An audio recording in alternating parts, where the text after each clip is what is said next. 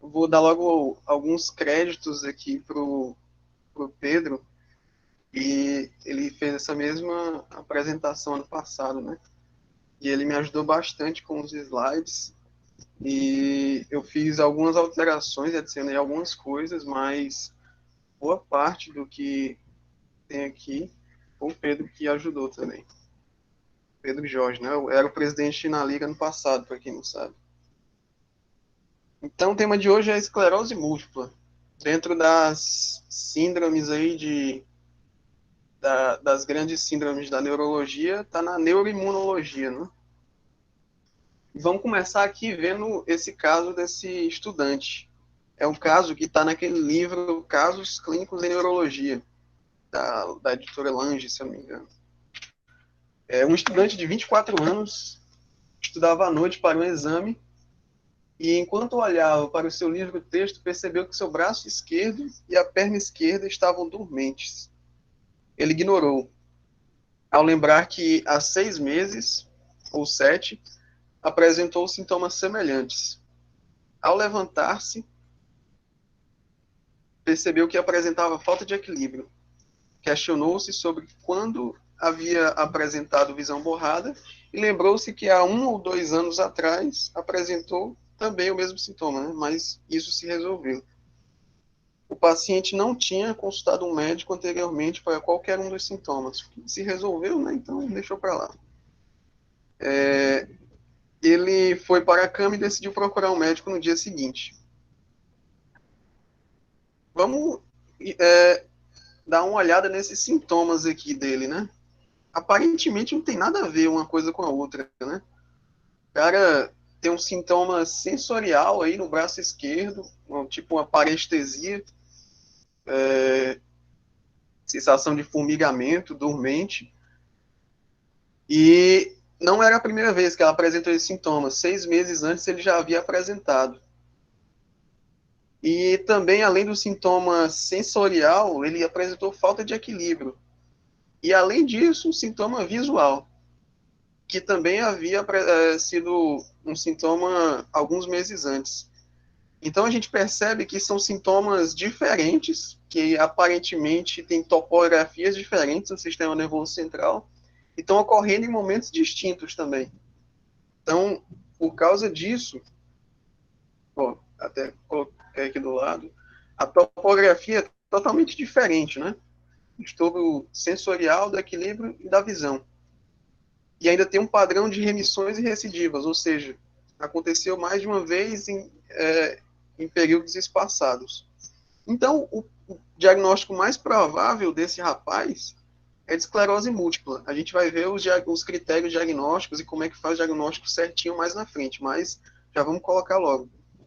Então, o próximo passo para esse cara completar essa investigação seria ele consultar um neurologista, né, como ele decidiu no final da historinha lá, onde ele vai fazer alguns exames complementares para poder descartar ou confirmar esse diagnóstico. E o próximo passo terapêutico, como é um surto, provavelmente ele iria começar uma terapia com corticoides, seguido por um tratamento imunomodulador, para direcionar a evolução da doença. Então, lição número 1, aí, antes da gente começar o seminário mesmo. A esclerose múltipla tem esse padrão longo, ou seja, é uma doença crônica, é uma doença inflamatória e que acomete principalmente a bainha de mielina dos neurônios. E isso, ao longo do tempo, além de causar os sintomas que se espaçam no tempo e em vários locais diferentes, vai causar também a morte desses neurônios, não só causando dano à membrana, a bainha de mielina deles. Então, além dos sintomas por surtos, ao longo do tempo há uma progressiva perda de função. Beleza? O pessoal acabou de entrar, então vamos lá. Esclerose múltipla. O mérito aí do Pedro por ter ajudado aí com o slide. Vamos lá. Então, o primeiro conceito é esse. É uma doença crônica e desmielinizante. e ele acomete principalmente jovens adultos, dos 21 aos 40 anos. É uma doença importante porque dentro das doenças desmielinizantes autoimunes, ela é a principal.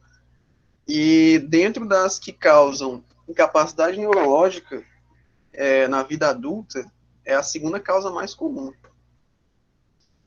E a causa dessa doença seria isso, né? A fisiopatologia, a forma que ela se desenvolve é uma doença inflamatória, especificamente no axônio, na baía de mielina dos axônios dos neurônios, que cronicamente vai causar uma desmielinização. E essa inflamação crônica vai levar, no final das contas, a uma gliose, a uma perda neuronal e também a cicatrização. Daí o termo, né? Esclerose. E esse acometimento, ele é em diversas topografias do sistema nervoso central. Então, múltipla. Então, é tipo, daí o nome, né? Esclerose, por causa da própria característica de, por ser um problema crônico, causar essa gliose e essa cicatrização, essa cicatriz no sistema nervoso, e múltipla por ser em diversas topografias. Como é diversas topografias, a clínica é bem variada, né? A gente vai ver mais alguns slides mais à frente. E tem esse padrão de remissão. Tem o surto e remissão, surto e remissão. E aí a gente confirma por alguns exames complementares. O principal deles é a ressonância nuclear magnética. Aqui a gente já pode ver que é uma ressonância ponderada em flare. A gente sabe disso porque a substância branca está mais escura do que a substância cinzenta e o líquor está em hipossinal, né? Então, por isso, flare, está apagado. Se tivesse o líquor brilhando e esse padrão de substância cinzenta e branca, seria ponderado em T2. E a gente vê uma coisa anormal aqui, né? Eu devia deixar para falar isso mais na frente, mas falando logo, a gente vê que tem um hipersinal perpendicularmente aqui à substância branca do corpo caloso, perpendicularmente aos ventrículos. Então, nesse padrão aí, a gente é típico de esclerose múltipla. E chama-se esse tipo de imagem de dedos de Dawson. Então, epidemiologia é uma doença tipicamente de mulheres, principalmente na faixa mais jovem. É 3 vezes mais comum, alguns lugares falam que é só 2 vezes mais comum em mulheres do que em homens. E a gente pode observar que é adulto jovem o principal acometido. Não é uma doença de crianças, né? 70% dos doentes estão nessa faixa etária, de 21 a 40 anos. No livro ainda fala, né? A principal idade acometida é de 20 a 50 anos. Aqui a gente vê que o principal é de 20 a 40. E existe uma coisa interessante quanto à epidemiologia. Os países de zona temperada, a gente vê aqui no mapa mundi, eles têm uma maior incidência. A incidência não, se eu não me engano, isso aqui é prevalência. A prevalência é de 0,1 a 0,2% da população. Já em países que ficam entre os trópicos, ou seja, aqui mais próximo da linha do Equador, já em países que ficam mais entre os trópicos mais próximos da linha do Equador,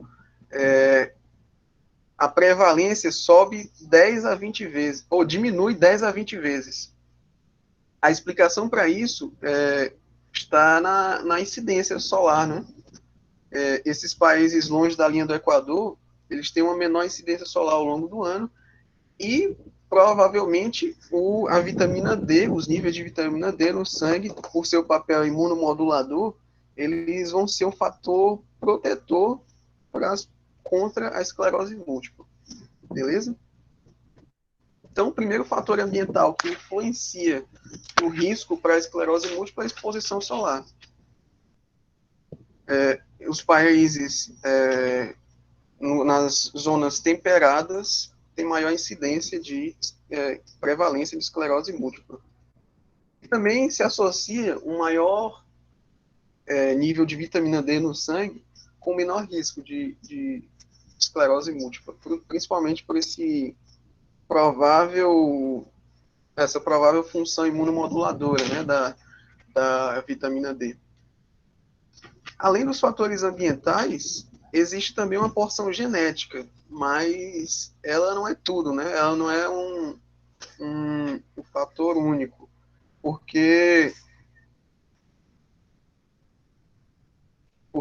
porque a gente pode observar aqui nessa tabela que até mesmo em gêmeos, olha, em gêmeos idênticos, a porcentagem não é 100% o risco, né, de desenvolver esclerose múltipla.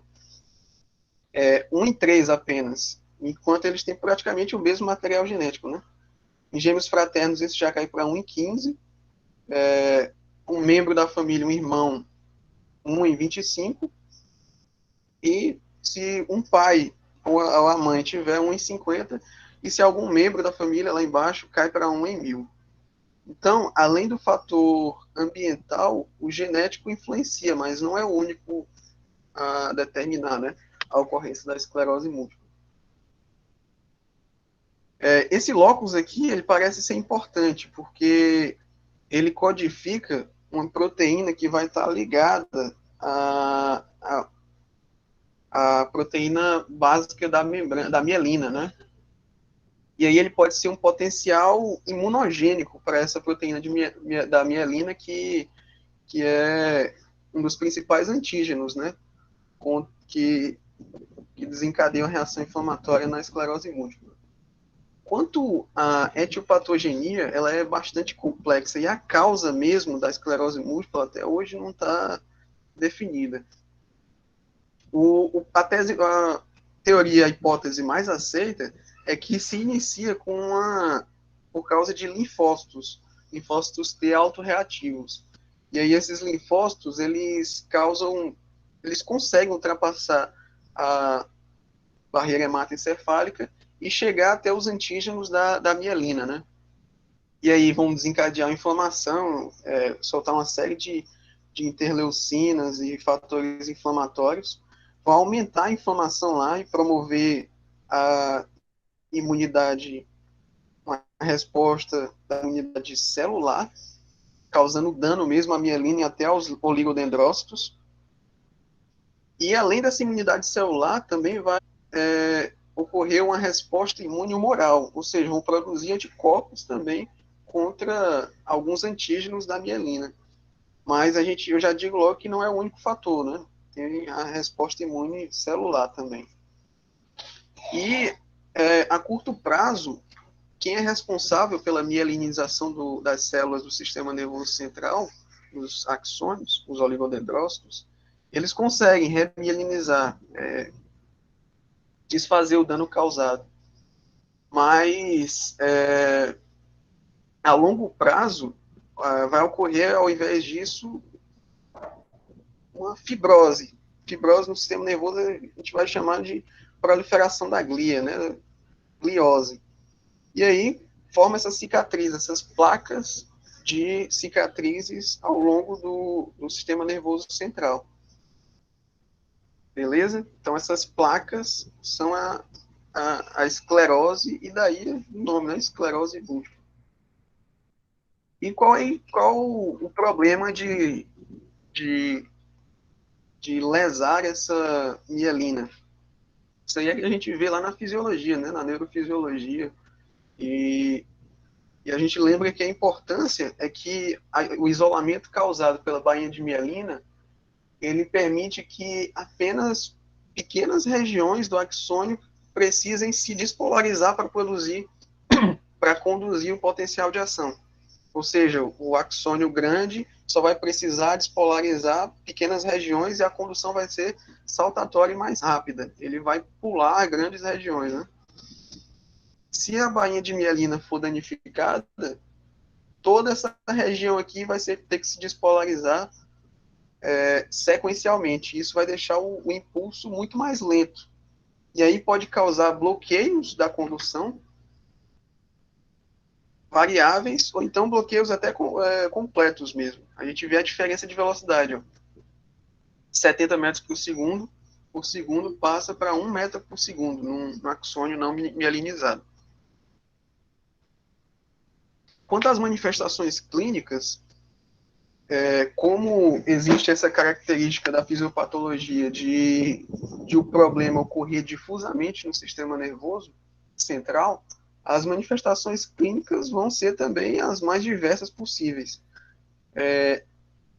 E a capacidade de ela ser reversível ou não vai depender do tanto de dano no neurônio, né, que ocorreu. Ao longo do tempo, eu vou até dizer mais à frente, o prognóstico para pessoas com esclerose múltipla é que em 20 a 25 anos, cerca de 90% das pessoas vão ter características debilitantes, né? Vão ser limitadas no seu dia a dia. Então, as características clínicas são várias, mas as principais, nós vamos destacar aqui, ó. A gente pode perceber que nesses 5 principais aqui, 5 primeiros, aqui são o quadro de sintomas iniciais, os primeiros sintomas das doenças dos pacientes. É mais comum os pacientes iniciarem a doença com uma perda sensorial e visual. Desses 5 primeiros, 4 ou são distúrbios sensitivos ou são distúrbios visuais. Uma perda sensorial mesmo, parestesia, neurite óptica ou diplopia. E, além da parte visual mesmo, tem aqui a fraqueza. Em 35% dos casos, os pacientes iniciam o quadro, a doença, a esclerose múltipla, por causa de um sintoma de fraqueza. Mas vocês veem, com o resto da tabela, que os sintomas são os mais variados possíveis, né? Tipo ataxia, vertigem, ataque paroxístico, sintoma autonômico relacionado à micção, bexiga, sinal de Lhermitte, dor, enfim. Quanto ao sintoma muscular, aquele dali que nós vimos, de fraqueza muscular, se essa fraqueza muscular for induzida por exercício, isso é um sintoma típico de esclerose múltipla. Então, vamos ficar atento a isso aí. Geralmente, essa fraqueza, ela é mostrada por uma perda de força mesmo, óbvio, de velocidade e destreza dos membros, né? E nos membros inferiores pode causar distúrbio da marcha. Oi, Ah, tem alguma dúvida? esse negócio de fraqueza muscular, eu lembrei de miastenia graves. Ah, Só que sim, daí dá para diferenciar pelo neurônio motor superior, né? Que miastenia ia ser mais inferior. perfeito. A miastenia é uma doença da junção neuromuscular, né? E aí, Isso, e isso. tem aquele típico, como é que se pode dizer, os sintomas são flutuantes, mas Paresia geralmente é em curto flutuante. período de tempo, né? Recupera Aqui a rápido, pessoa, né? isso, aqui na esclerose múltipla, a pessoa tem os sintomas, não aparecem de maneira tipo hiperaguda, tipo um AVC, mas são aguda para subaguda, né? Vai evoluindo ao longo dos dias e aí pode remitir totalmente. Pode remitir totalmente e ao longo de semanas ou dias a pessoa fica boazinha de novo. Só que é semanas, né? Não é tipo, é bem lembrado aí, é um diagnóstico diferencial, né? Se melhorar logo, pode ser mais fácil ser miastenia graves. Aí, assim, síndrome neuromotor superior. Aquelas 3 características típicas, né? Hiperreflexia, espasticidade e sinal de Babinski. Só que um detalhe, né? Se o problema da cicatrização ocorrer a nível do arco reflexo lá, a gente já vai ter uma hiporreflexia, né? Então é possível ter tipo uma mistura das duas coisas. E se tiver hiporreflexia, ainda pode ser esclerose múltipla.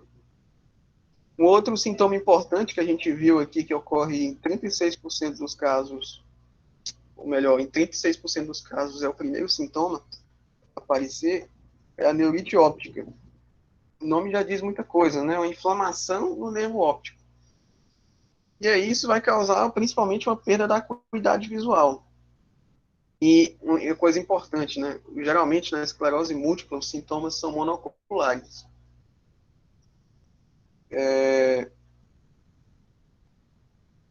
Assim, diminuição da acuidade visual.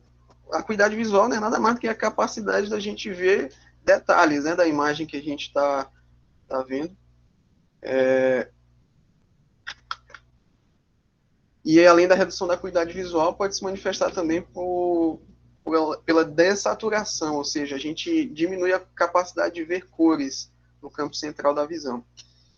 E aí como é que se pode identificar uma neurite óptica? Pelo exame de fundo de olho, a gente pode ver aqui, ó, do lado direito, ou do lado esquerdo aqui, que eu estou apontando com a setinha, um fundo de olho normal, né?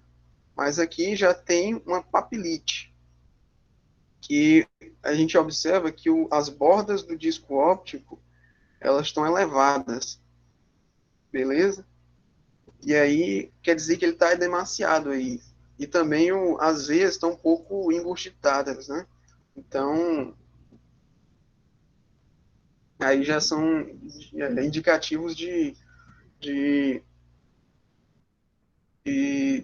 papilite. Além disso, na neurite óptica, além da perda da visão mesmo, da acuidade visual, geralmente tem dor mesmo no olho, né? Ao movimentar o olho.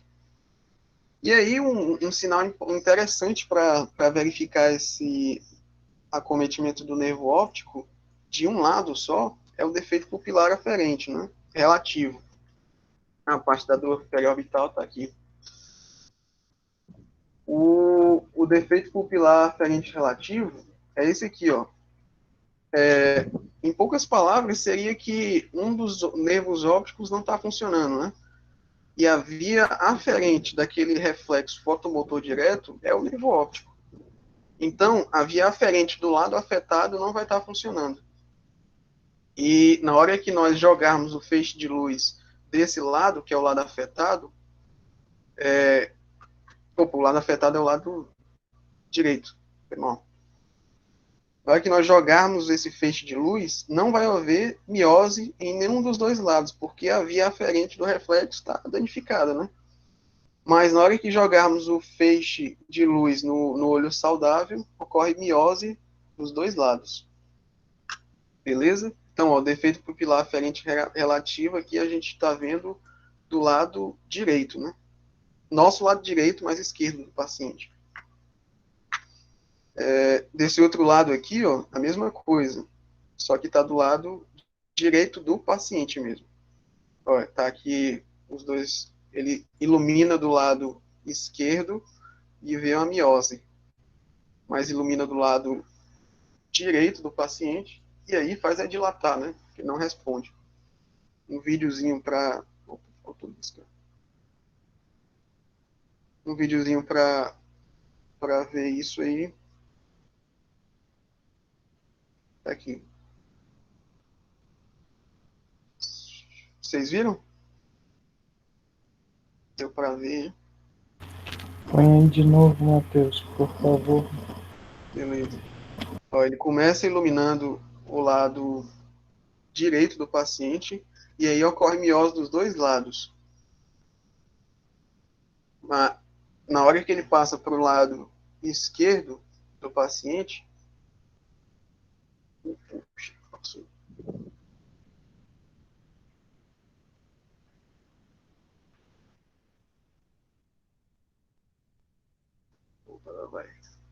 vai na hora que ele põe para esse lado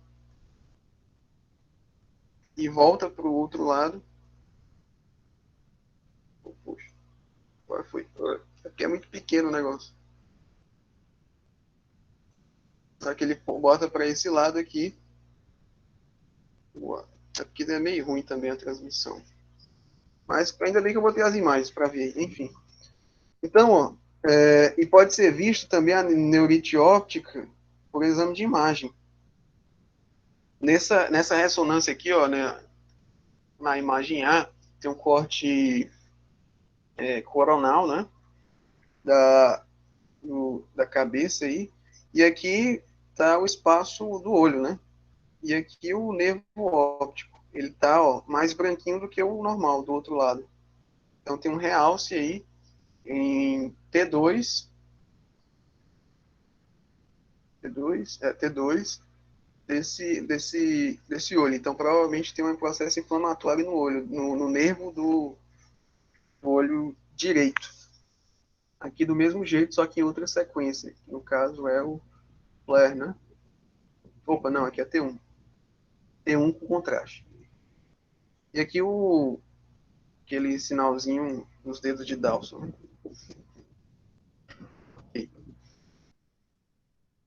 Isso ali é durante o processo, né? Inflamatório durante a neurite óptica. E quando passa o tempo, né? Um pouco depois, ocorre atrofia daquele disco óptico. E aí a gente pode observar isso também no fundo de olho, pela palidez do disco óptico. Ele está mais branco do que o normal aqui. Beleza? Alguma dúvida aí nessa parte? Pode ir para frente.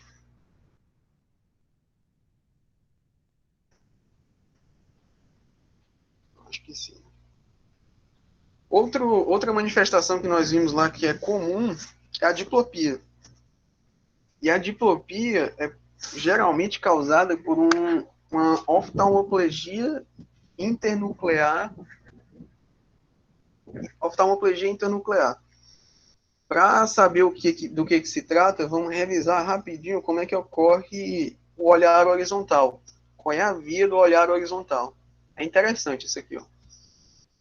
O neurônio que envia o comando, né, para a gente olhar para um lado ou para o outro é um neurônio que parte lá do córtex cerebral, córtex motor, mas para ser mais preciso, é no giro frontal médio, na área 8 de Brodmann. E aí sai o axônio desse neurônio em direção ao tronco cerebral. Ele vai até um conjunto de neurônios localizado lá na ponte, um pouco ao lado do meio, ou seja, na região paramediana e pertencente à formação reticular. Então, são os neurônios da formação reticular paramediana pontina. É um nome longo, mas é fácil de entender o porquê, né? Daqui, o neurônio outro neurônio, o segundo neurônio da via, vai fazer conexão. Um detalhe. Vocês viram aqui que a via cruzou, né, para o outro lado. Então, vai para a formação reticular paramediana pontina contralateral. E aí ele se conecta aqui por meio de outro neurônio com o núcleo do nervo abducente, ipsilateral. Beleza? O núcleo do nervo abducente, ele vai ser responsável não só por enviar o axônio para o nervo abducente, e vai lá para o músculo retrolateral, mas também dele vai partir um axônio que vai fazer conexão, esse verdinho aqui, ó, com o núcleo do óculo motor contralateral. Então, o núcleo do nervo abducente tem papel central aí na visão do olhar conjugado horizontal. É ele que vai fazer a contração do reto lateral ipsilateral a ele, mas também vai ordenar a contração do reto medial por meio do óculo motor contralateral a ele. Beleza? Por isso que o nome ele é chamado também como o núcleo do nervo abducente como centro do olhar conjugado horizontal. Todo mundo entendeu aí? Pode ser repetiu ou não? Então, e um detalhe. Essa conexão que é feita entre o núcleo do abducente e o núcleo do óculo motor contralateral é feita pelo fascículo longitudinal medial. Você lembra lá na neuroanatomia, né, que o fascículo responsável por conectar os neurônios ou os núcleos dos nervos cranianos, o fascículo longitudinal medial. Então, vai ocorrer diplopia na esclerose múltipla, geralmente por causa dessa oftalmoplegia internuclear. Quem é que faz a conexão entre os núcleos? Acabei de falar que é o fascículo longitudinal medial. Então, essa oftalmoplegia ela vai ser causada por uma lesão nesse fascículo. E geralmente na esclerose múltipla isso acontece. E se for nos dois fascículos longitudinais mediais, ou seja, for bilateral, é mais provável que seja esclerose múltipla ainda. Aqui é o mesmo esquemazinho, só que de outro livro. Ó, a formação reticular paramediana pontina é esse de baixo. Aqui em cima estão os dois núcleos dos nervos abducentes. A gente até lembra lá, né? Ele é anterior ao núcleo do nervo facial, mas as fibras dele, ou as fibras do... É posterior, na verdade, né? Mas as fibras do nervo facial vão e dão uma volta nele lá, né? Formando o colículo facial. Então, tá bem aqui, ó, de uma visão posterior, a gente está vendo um assoalho do quarto ventrículo. E aí, ó, vamos ver aqui novamente. Vai descer um neurônio e vai chegar à formação reticular paramediana pontina. Ele daqui vai sair outro neurônio que vai fazer conexão com o núcleo da abducente ipsilateral. E do núcleo da abducente vai partir o comando para o oculomotor, o núcleo do nervo oculomotor contralateral, que vai fazer a contração do reto medial. E daqui também vai sair o axônio que vai formar o próprio nervo abducente, que vai inervar aqui, ó, o reto lateral do olho ipsilateral a ele, beleza? Então, a lesão vai ocorrer no fascículo longitudinal medial. Bem aqui. E quando essa lesão ocorrer, a imagem já diz tudo. Não vai haver essa conexão com o reto medial para a gente poder olhar para o lado direito, nesse caso aqui. Então, quando ocorre oftalmoplegia internuclear, o olho, o lado da lesão, vai ter um olho que não consegue aduzir. Beleza? Aqui, ó, olhando aqui para esse quadradinho vermelho no lado direito. A pessoa olha para a direita, para a nossa direita, e tudo ok. Mas ela tenta olhar para a esquerda e tudo ok com o olho direito dela. Mas ela não consegue aduzir o olho esquerdo. Então ela tem uma oftalmoplegia internuclear do lado esquerdo. Então o fascículo longitudinal medial do lado esquerdo dele está lesado e talvez isso aconteceu por causa de uma esclerose múltipla. E aí, como não tem a coordenação dos dois olhos, a pessoa vai ver a visão dupla, né? Pode diplopia. E se for bilateral, isso aí é característico de esclerose múltipla. Beleza?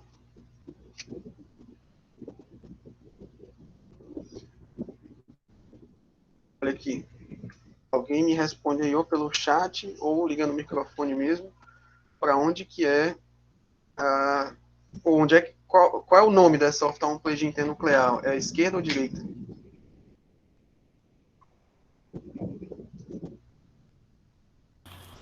Esquerda?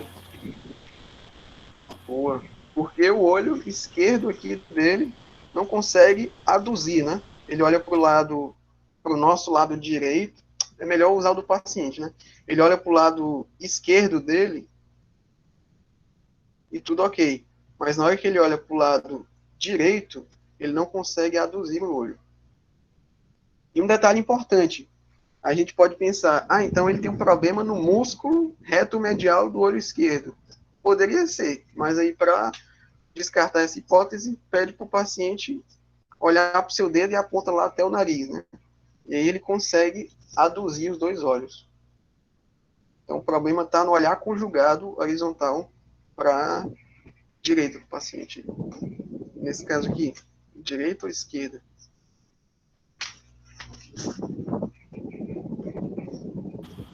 Põe outra pessoa para responder aí, Matheus. Cadê o povo aí? Pedir ajuda dos universitários. Eu lembro que eu estudei esse negócio aí pra caramba, porque eu acho que foi o Ícaro, velho. Quando teve o curso antes da prova da Alan, ele É. falou, rapaz, estuda isso aí, ó, que vai cair questão pra caramba. A Carolina respondeu. Direito, perfeito. É, tranquilo, né? Ele tenta olhar para esquerda e o olho direito não abduz. Então, o que a gente pode concluir? Que o fascículo longitudinal medial do lado direito está lesado aí, beleza? E aqui?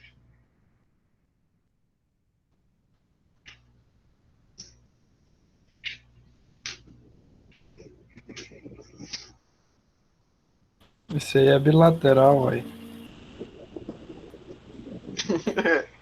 Exato. Mas ela ainda consegue aduzir os dois olhos, né? Então,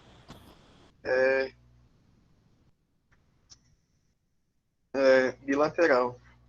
Como a gente viu, é bem provável que seja esclerose múltipla aí nesse caso, né? Beleza, então sintomas visuais a gente já viu. Sensoriais a gente vai passar mais rápido aqui. É bem simples, né? O cara tá sentindo formigamento, alfinetada ou queimação, qualquer sensação estranha. Pode ser hipoestesia também, ou então até dor, né? E pode haver também ataxia, né?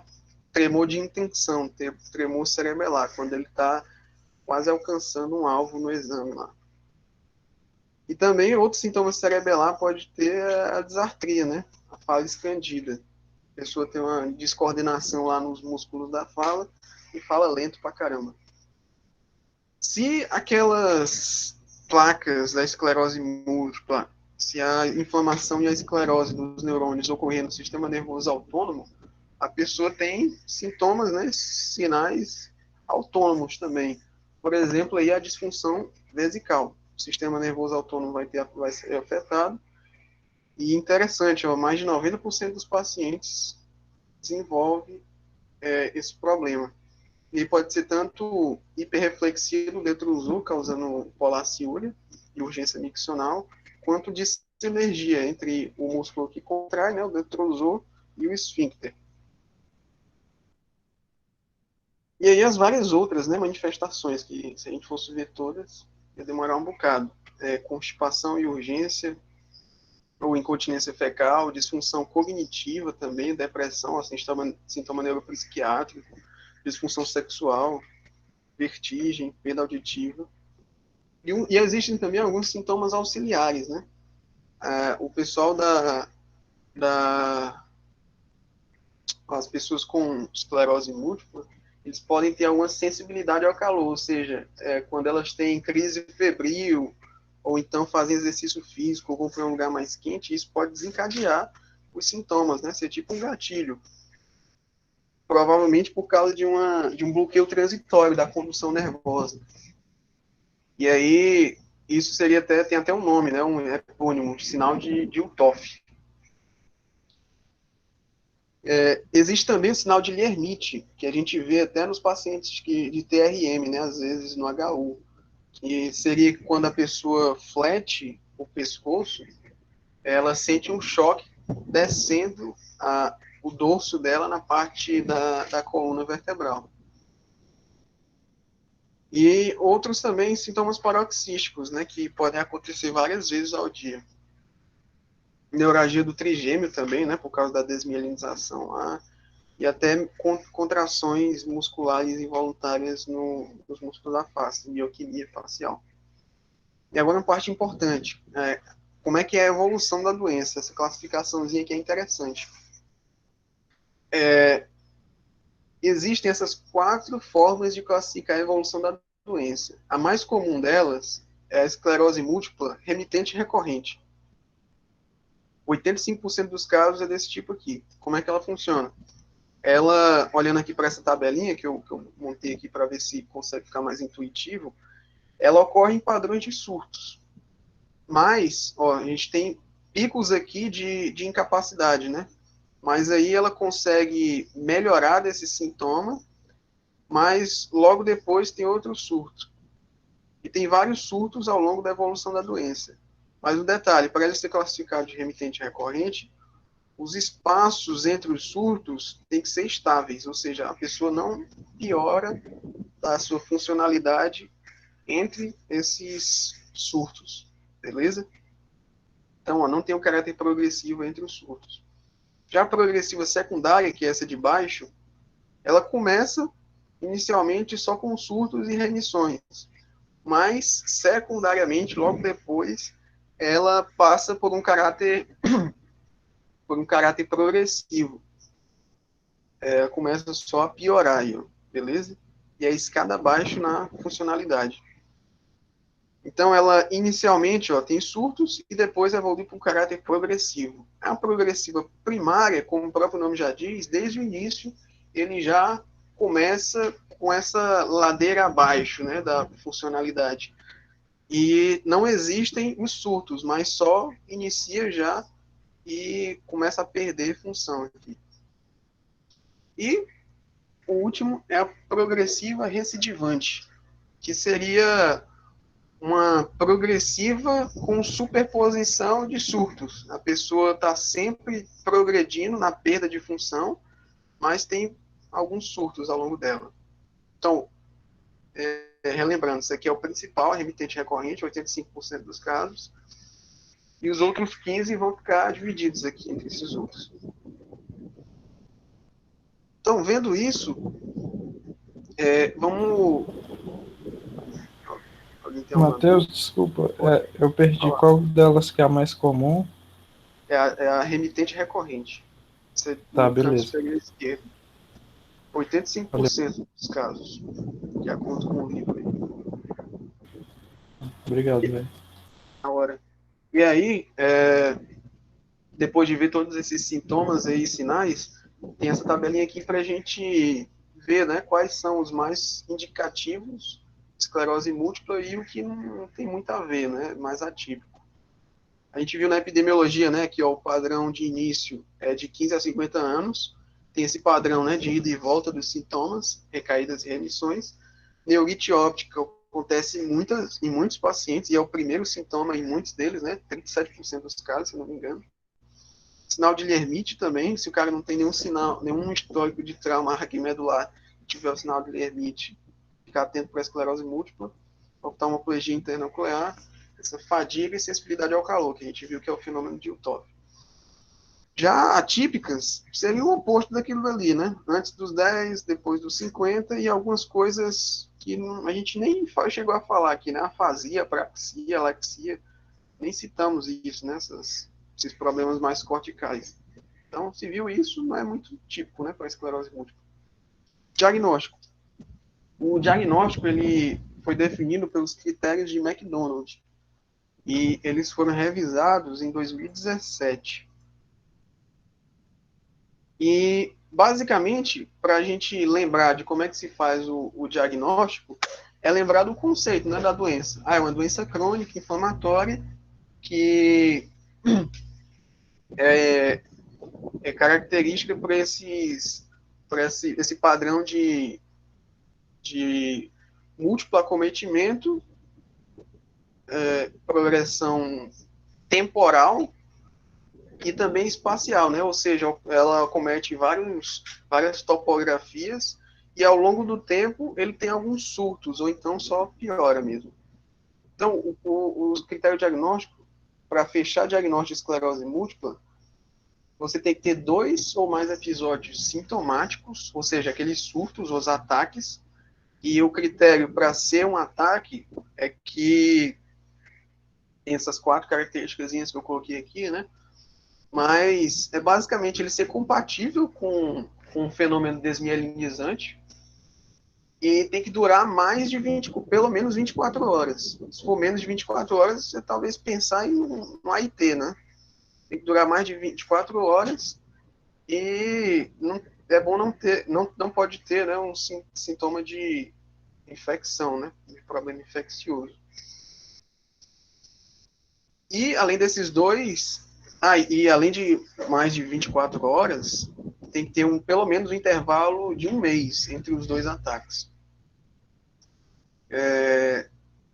Além disso, você tem que ter uma evidência da progressão espacial, porque no diagnóstico a gente tem que ver, né? Tem que ter uma progressão temporal, que é vista por esses sintomas, né? A pessoa ter 2 ou mais ataques, mas também uma progressão espacial, que a gente vê no exame de imagem, né? Mais de um exame de imagem ou outro exame complementar, em que a gente possa confirmar que mais de uma topografia foi afetada ao longo do tempo. Então, disseminação espacial e temporal, beleza? E essa disseminação espacial, a gente chama, né, de confirmada de evidência clínica objetiva. A gente pode confirmar, né, esse, esse problema topograficamente ou pelo exame neurológico, pelo exame de imagem ou teste neurofisiológico. Então, ó, tá aqui, ó, os critérios aí de McDonald's. Depois eu volto um pouco mais. Porque nem sempre vai ter os dois ataques, né, os dois surtos e as duas evidências clínicas objetivas. Quando não tiver, você precisa de um dado adicional, que está descrito aqui. Ó. Por exemplo, eu vou falar só desses dois primeiros. Se a pessoa tiver maior ou igual a 2 ataques, 2 surtos, e puder comprovar clinicamente apenas um deles, por exemplo, ele viu lá uma mielite na ressonância de coluna, mas não viu mais nada de anormal, então ele tem que comprovar a disseminação espacial, ou seja, tem que acometer mais de um local, né? E ele faz isso se comprova isso por um surto adicional, ou então pela ressonância nuclear magnética, né? Você fica acompanhando com a ressonância e vê se surgiu uma nova lesão. Então aí ocorreu disseminação espacial e você diz que é uma esclerose múltipla. Aí aqui em português, mas vamos acelerar, porque já faz 50 minutos que a gente está aqui. Então, os exames complementares, depois de feito o exame físico e neurológico, são basicamente esses três: ressonância nuclear magnética, os exames eletrofisiológicos e análise do líquor. Desses ali, os eletrofisiológicos estão esses três primeiros, né? A análise do líquor está aqui e a ressonância, exame de imagem está aqui. A gente observa que os mais frequentes, ó, nos pacientes com esclerose múltipla, são alterações na ressonância magnética, nuclear magnética, e alteração no exame do líquor, com a presença lá das bandas oligoclonais. Bom, no exame de imagem, a gente já até deu um spoiler aí, né? A gente pode observar os hipersinais na substância branca, justa cortical, ou então periaquedutal ali, ou então periventricular, próximo dos ventrículos. Então, lesão de substância branca, né? De substância branca, mielina, a gente lembra de toda a fisiopatologia da esclerose múltipla. Ó. E aqui aquele típico lá, padrão de dedos de Dawson, como se fossem uns dedos mesmo, porque as lesões são todas em aspecto ovalado e o seu maior eixo é perpendicular ao eixo do ventrículo. Beleza?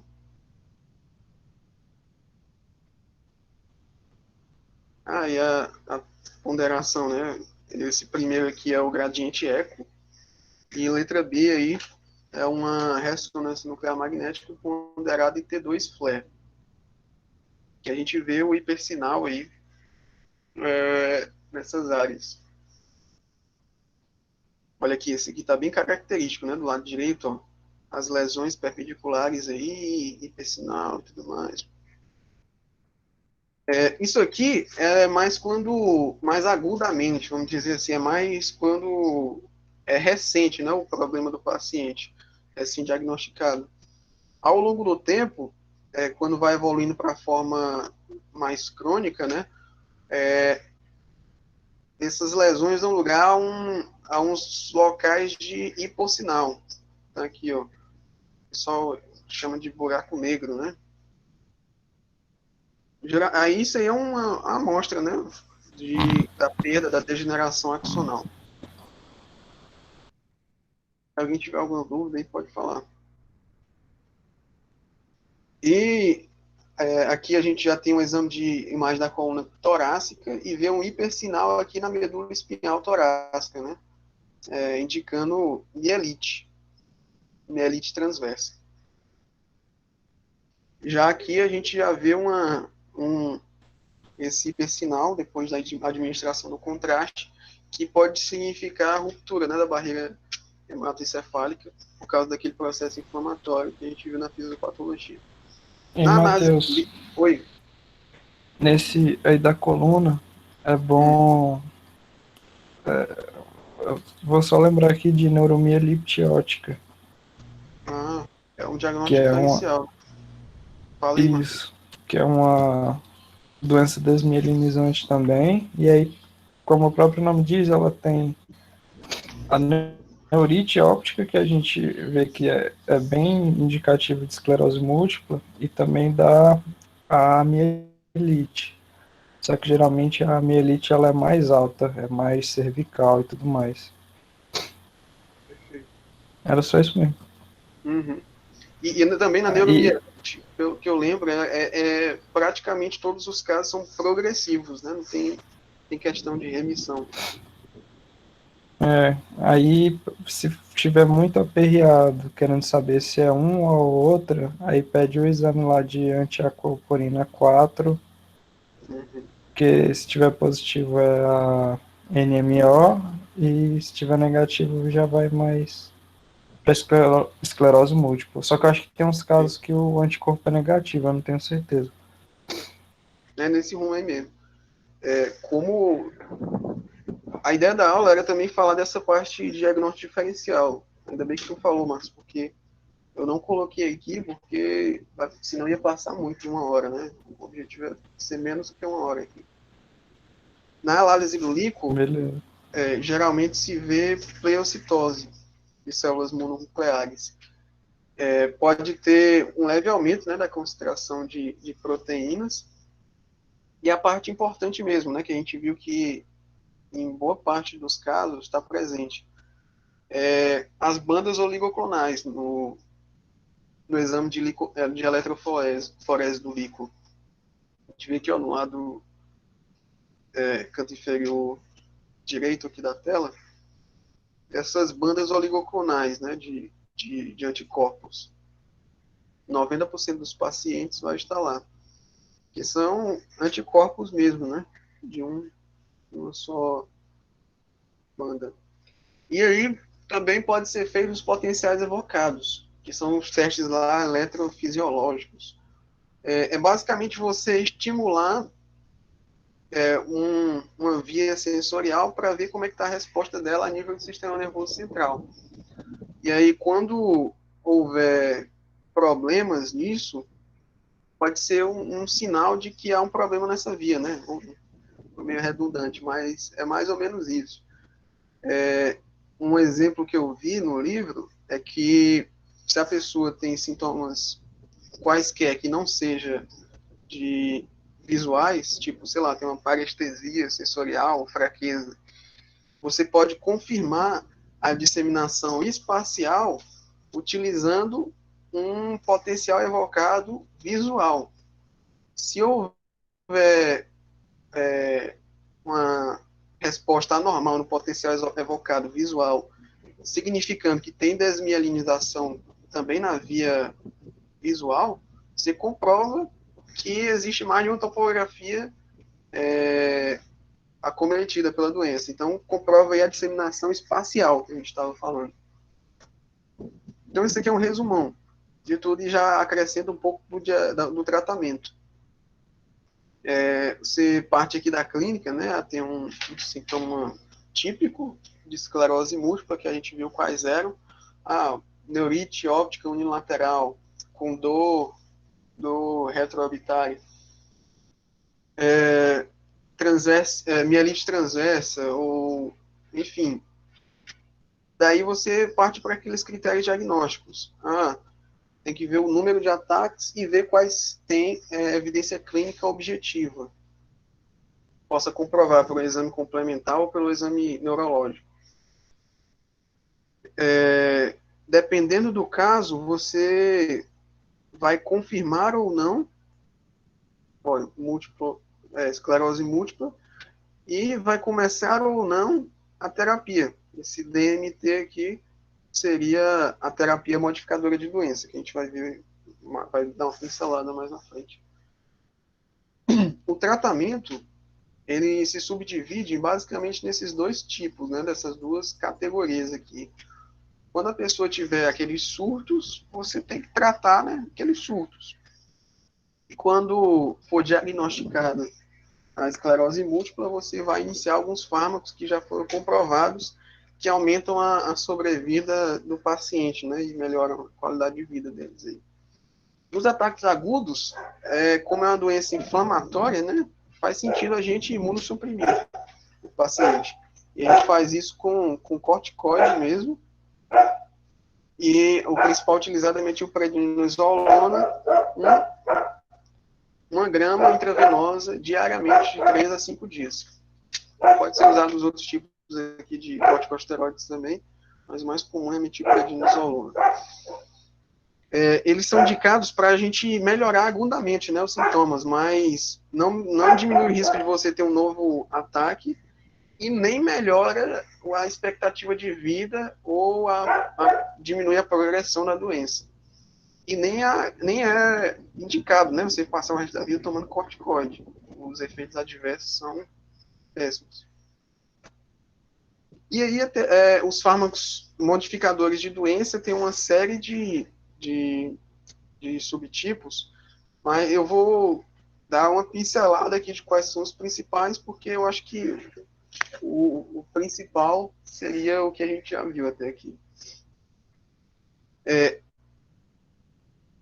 Os principais fármacos de primeira linha, interferon beta, tanto o A1 quanto o A2, e esse acetato de glutiramer, os dois são imunomoduladores, né? Eles têm função de modular a resposta do sistema nervoso, ou sistema imune da pessoa.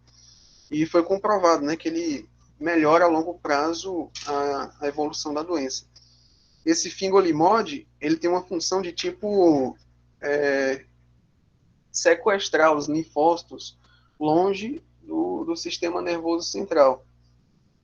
E aí também protege contra essa reação imunológica lá dentro. O natalizumab já é um anticorpo monoclonal humanizado que ele impede a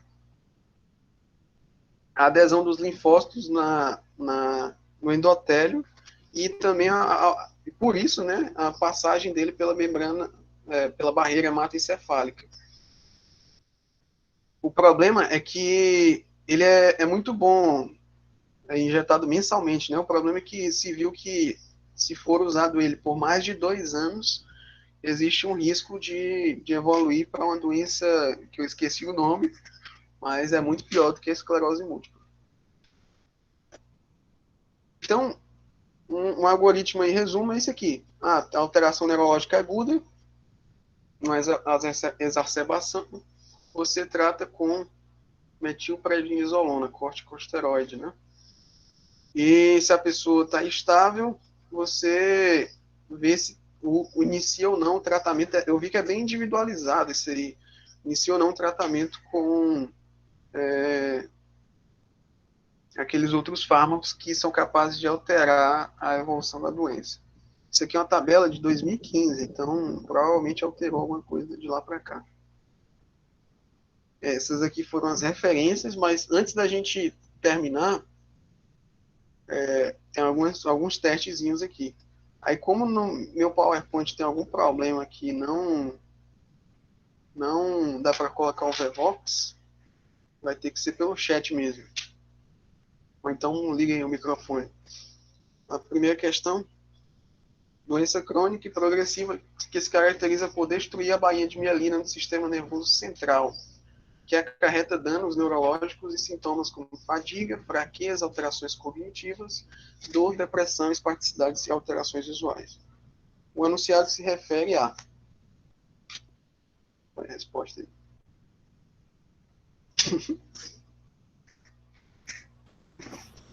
Eu acho que é a D, velho. Posso confirmar? Entender mesmo. Próximo, a esclerose múltipla é uma doença. Qual é a resposta aí?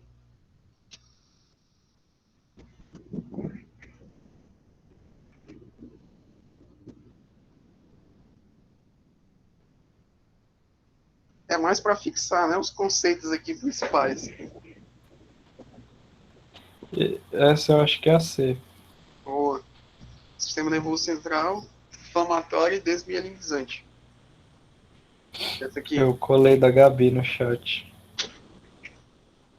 O exame complementar preferencial para o diagnóstico de esclerose múltipla é eletroneuromiografia mais eletroencefalograma, angiografia cerebral mais avaliação genética, Holter e eco, TC, ressonância magnética.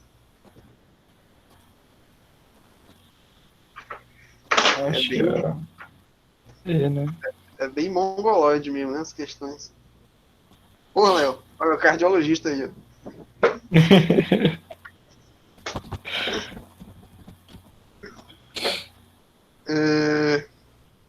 Tem um professor meu que dizia: seja mongoloide, mas seja inesquecível.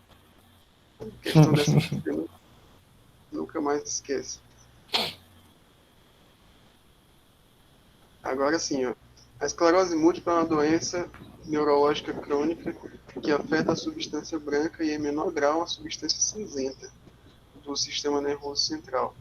A perda da mielina observada em lesões da esclerose múltipla leva à falha da propagação de potenciais de ação axonais, sendo a principal causa de sinais e sintomas clínicos característicos da doença. Sobre a esclerose múltipla, é correto afirmar. É pouco comum o comprometimento de sintomas funcionais, sistemas funcionais como piramidal, cerebelar. Eu não vou ler, não. Diz aí a alternativa, pessoal.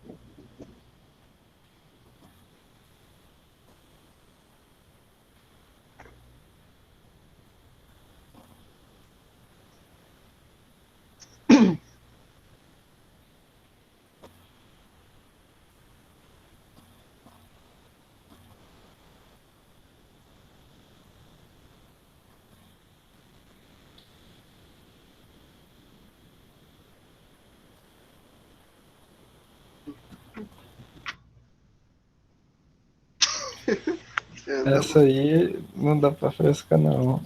A Gabi Boa, fala que é a B. Eu vou na B também. Então. é a B mesmo. Eu não Eu falei quase disso, fui na D, porque é a maior, mas. mas no final ele diz aqui: os pacientes não apresentam incapacidade para o trabalho. Aham. É óbvio, né, que tá errado. Aí, essa escala aqui mesmo é a principal usada. Expanded Disability Status Scale. Ela é a principal para ver como é que está a evolução funcional do paciente. Eu não mostrei ela aí, mas fica aí, né, a resposta. Ela de 0 a 10 ela varia, né? E sendo que é uma escala crescente para a desabilidade, né? Quanto maior, pior a situação do paciente. Beleza? Essa é a última. A esclerose múltipla é uma doença crônica com estabelecimento gradual, causada pela destruição da baía de mielina, do sistema nervoso, blá, blá, blá, blá. O prognóstico está relacionado à forma da evolução da doença, sendo classificada como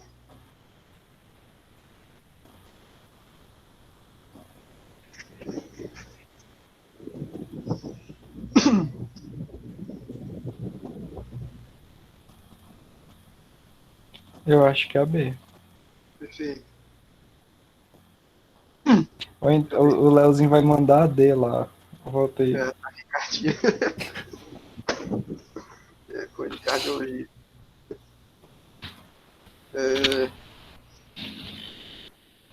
Aí qual é que é a mais comum mesmo, Marcos? É a surto remi... É de surto, né? Que é sem ser progressivo. Perfeito. É 85%. Aí, paciente de 26 anos apresentou neurite óptica à esquerda e paraparesia espástica. Após exaustiva investigação etiológica, recebeu o diagnóstico de esclerose múltipla. Qual a classificação clínica abaixo é a mais comum? Oxe, rapaz, não lembrava dessa questão, não. Letra A, remitente recorrente. Boa. O homem de 33 anos apresenta exacerbações da fraqueza. O paciente tem o diagnóstico de esclerose múltipla. Qual dos achados a seguir é consistente com o diagnóstico?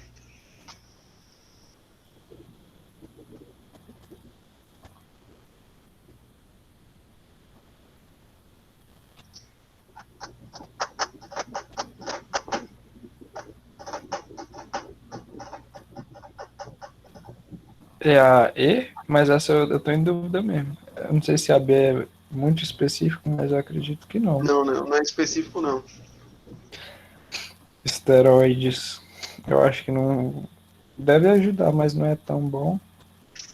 Ele está falando aqui melhora no curso, né? Então, tipo, seria bom usar a longo prazo. Não, tá errado. Então, é letra A. É aquela questão lá, né, da própria característica da doença. Ela afetar vários locais, tem que ter uma disseminação do espaço e, ao longo do tempo, também afetar os diferentes locais, no tempo, separado em tempo também. Ah, entendi.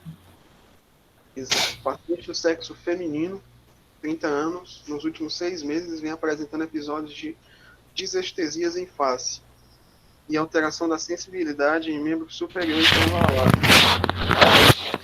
Um mês entre realizou ressonância magnética de encéfalo, demonstrando na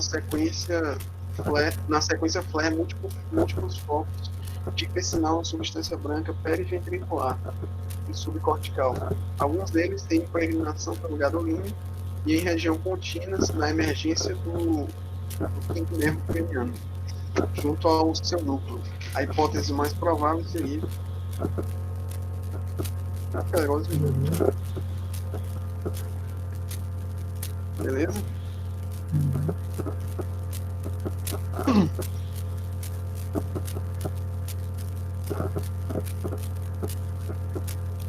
Aqui, nessa última, é uma mais específica. Eu passei logo.